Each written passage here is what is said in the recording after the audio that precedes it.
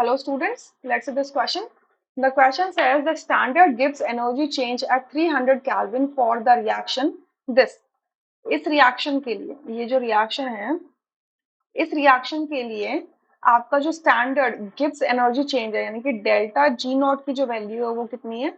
2494.2 joule इतनी है at a given time और टेम्परेचर क्या लिया 300 केल्विन लिया है कह रहे हैं एट अ गिवन टाइम किसी भी एक टाइम पर the composition of the reaction mixture is इतना मतलब किसी भी एक टाइम पे नॉट एट इक्विलिब्रियम बट किसी भी टाइम पर अगर आपने क्या लिया है कॉम्पोजिशन देखा है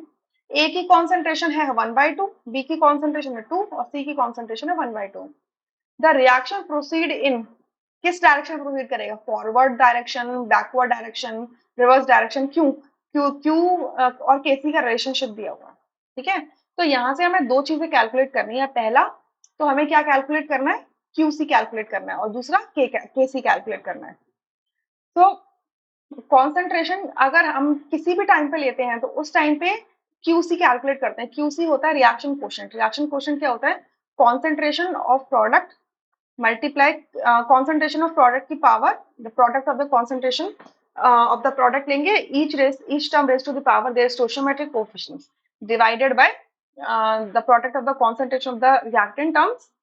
and each term raised to the power their stoichiometric coefficient so ये हो जाएगा a का स्क्वायर ठीक है तो किसी भी एक टाइम पे जब हम कॉन्सेंट्रेशन ले रहे हैं तो उसको रिएक्शन क्वोशिएंट कह देते हैं तो बी की कॉन्सेंट्रेशन क्या है 2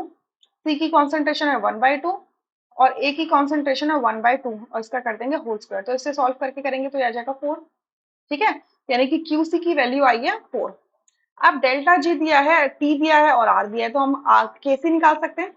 क्या फॉर्मूला होता है that delta G naught is equals to होता है minus R T L N K so मैं बोल सकती हूँ कि L N K is equals to minus delta G naught upon R T या माइनस डेल्टा जी की वैल्यू कितनी है 2494.2 जूल आर की वैल्यू कितनी है 8.314 मल्टीप्लाई टेम्परेचर की वैल्यू कितनी है 300 क्लियर इसको सॉल्व करके आता है -1 तो अगर लॉन के आपका क्या आ रहा है -1 आ रहा है तो के क्या हो जाएगा ई की पावर -1 एंड ई की power -1 is just a second 0.3678 0.3678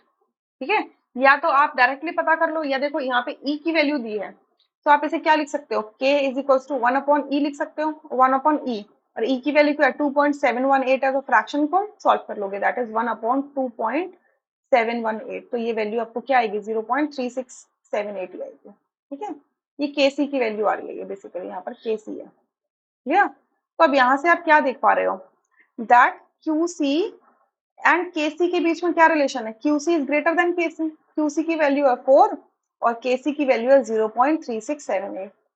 तो जब भी क्यूसी इज ग्रेटर देन केसी होता है तो रिएक्शन कहाँ जाती है रिवर्स डायरेक्शन में जाती है रिवर्स डायरेक्शन में ठीक है रिवर्स डायरेक्शन में सो आपका फर्स्ट ऑप्शन गलत होता है और थर्ड ऑप्शन गलत होता है यहाँ लिखा है रिवर्स डायरेक्शन कब when QC is greater than KC QC is यहाँ पे लिखा है स्मॉलर सो फोर्थ ऑप्शन गलत हो जाता है सो सेकंड ऑप्शन यहाँ से करेक्ट हो जाता है rest options would be incorrect so simple आप क्यू लिख लो क्यूसी लिख लो that is one thing only so इसका रेफरेंस एक बार ले लेते हैं तो आप 11th क्लास की एनसीईआरटी फर्स्ट पार्ट में जाइएगा